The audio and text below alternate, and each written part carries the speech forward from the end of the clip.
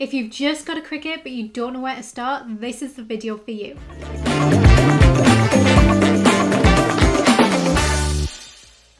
Hey crafty friends, I'm Sarah, and today with Creative Fabrica, I'm going to walk you through 3 really simple projects that you can start with if you've just got a Cricut but you don't know what to make first. And none of them will require you to buy anything new, so you can't use that as an excuse not to get started. And you can do these on all of the different types of Cricut machines as well, as long as it connects to Design Space. So if you just got a Cricut, hopefully it should have come with a bundle like this that includes some test materials.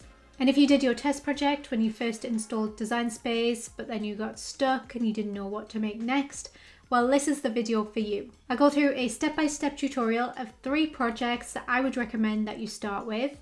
And I'm also going to share a ton of Cricut tips and tricks, as well as showing you how to upload designs and install fonts, so that after making these, you should hopefully be a lot more confident moving on to other projects. If you don't have this bundle or you've used it already, then you will just need some adhesive vinyl, some transfer tape, some cardstock, some iron-on vinyl, and a cutting mat if you want to make all 3. And then the only other things you need are a blank cup or glass, just use one you already own, a t-shirt or a tote bag that you're happy to permanently label with your name or someone else's name, and a household iron. Then I will be using a squeegee, but you can just use a plastic store card for this instead. And if you do have some parchment paper already in the house, then that would be good to have on hand too. So let's get started.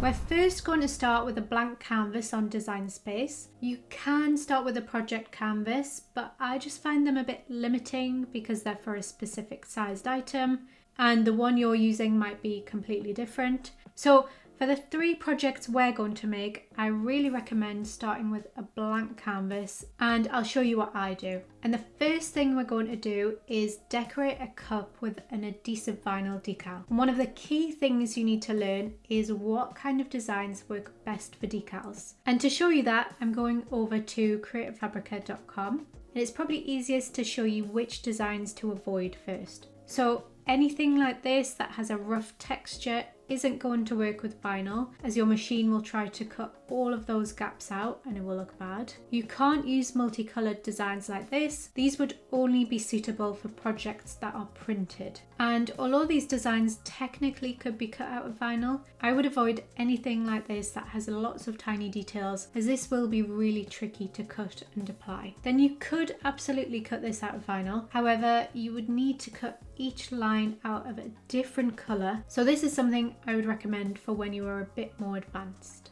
I'm going to use this bundle and this design, although I will just be using 1 color of vinyl rather than 3. So just hit download. All of these designs are included if you have the all access subscription. It will be added to your downloads folder, and you can either double click or right click and open to unzip it and open it up. Go back across to Design Space and go to Upload here, then drag the SVG of your design into this box. Click Continue and Upload. And if this says Group here in the Layers section, click Ungroup at the top to separate them. If you were to click Make at this point, however, then Cricut is probably going to mix everything up and put your design in different places. So if you wanted to actually make it in 3 different colors, you would need to select everything that is in 1 color and then either click Attach or go to Combine and Unite, and either of these things is going to mean your design stays held in the right place when you click Make. But we only want to do it in 1 color because we're using our test materials. So to do that, select the whole thing and click Attach, and that will change it to 1 color.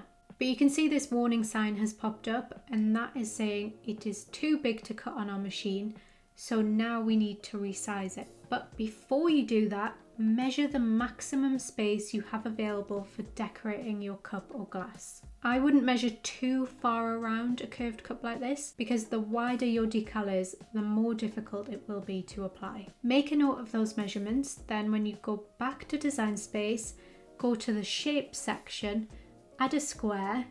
I'm changing it to white. Then go to Size. You may need to click Unlock.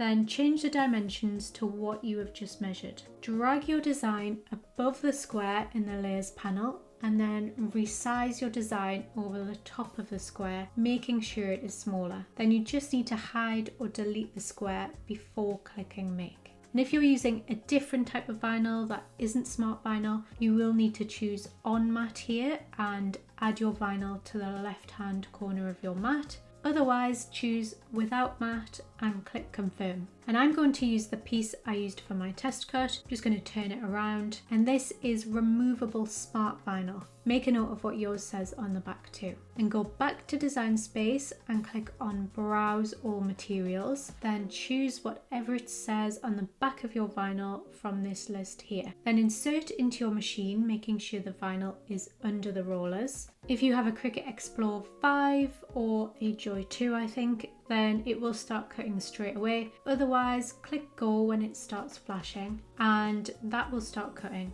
Once done, remove from the machine and cut around the design. Then really slowly peel a corner away and remove the vinyl from around the outside of the design, making sure the design itself stays stuck to the backing paper. Then take your weeding tool and use that to remove any in-between bits, being really careful not to poke holes in any of the wording you want to keep. Now take your transfer tape and cut a section that is a bit larger than your design. Remove the backing from the tape and place it over the top of your design. Now flip it over and rub the backing with your plastic store card or squeegee if you have one, and carefully peel away the backing paper, just pushing down any vinyl that pulls away from the tape as you go. Just take this super slowly if you need to. Now line it up on your cup and apply the center first and push outwards until all of the vinyl has adhered to the cup. Only once it is all stuck down should you then start removing the transfer tape. Again, go really slow and push down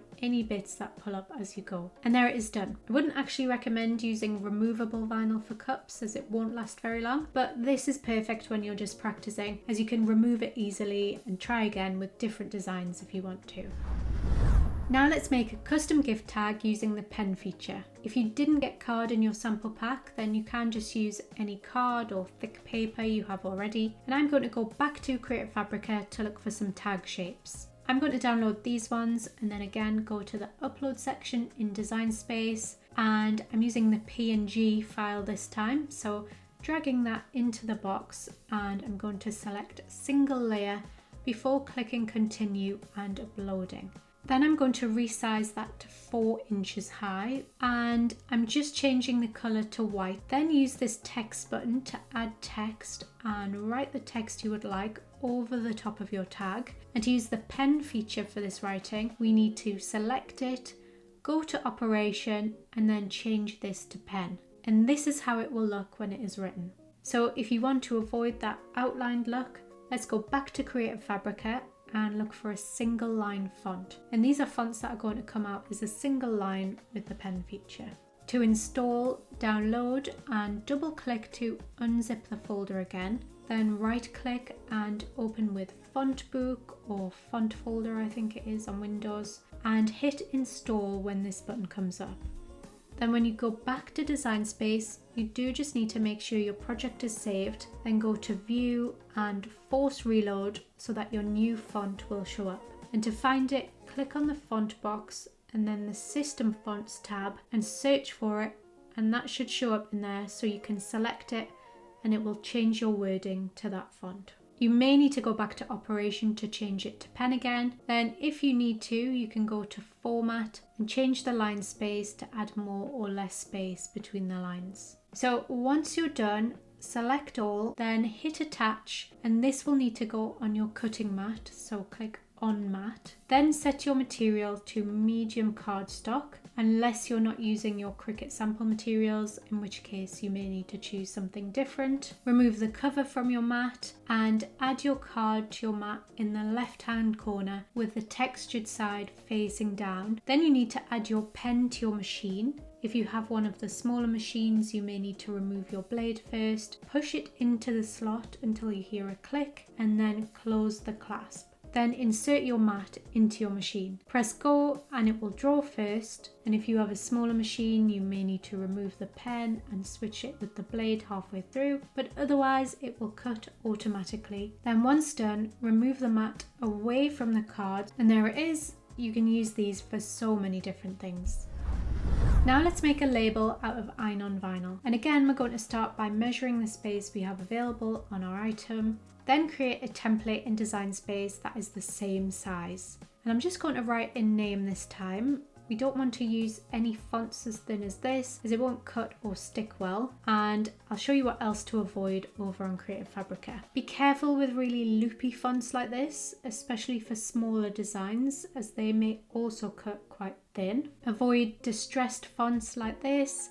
Similar to adhesive vinyl, this won't cut well in iron-on vinyl, and then multicolored fonts like this won't work either. So we want to look for ones that are a bit thicker or chunkier like this one, especially if our labels are going to be quite small. So I'm just downloading that and doing the same again to install, hitting force reload in Design Space, and then there it is in my system fonts section. So now I just need to type my name out and resize it over the template. Hide the template, hit make, and again we're using this without a mat, and this is the Smart Iron-On matless heat transfer vinyl that I'm using. So I'm selecting that setting, and when you click your iron-on setting it should automatically mirror the design, which is what we want. And we want to put the iron-on vinyl into the machine with the shiny side facing downwards. Then insert it into the machine and press go. Once done, again cut around the design, and it's very similar to adhesive vinyl. You just start in a corner and remove everything from around the design, and then use your weeding tool to remove the in-between sections too. Now put something down to protect your surface like a towel, and place your name where you want it to go. Now turn your iron on and make sure there is no water in it and that the steam setting is off. If there is a cotton linen setting on your iron, change it to that, or just the highest temperature it will go. Then if you have parchment paper, place that over your design and press down with medium pressure for 10 to 15 seconds. If you're not using parchment paper, I would do 5 seconds at a time. Just keep double checking it's not scorching your item. Obviously, just be really careful with this. Then try slowly lifting the cover sheet. If the iron-on vinyl isn't sticking to your item, then you may need to press for a little bit longer. But then once it is stuck down, the cover sheet should remove as easily as this. Then if you have parchment paper, put it back on for one last press, just to make sure it has all definitely adhered. And there it is labelled. So hopefully you feel a bit more confident about using your Cricut for different projects now. Make sure to check out our other videos for other project tutorials, and take a look at the Cricut Fabrica website for a ton of inspiration for different crafts you can make. And let us know in the comments what project you're going to tackle next. And if this video helped you, please don't forget to give it a thumbs up, subscribe and share with all of your crafty friends. Until next time, happy crafting.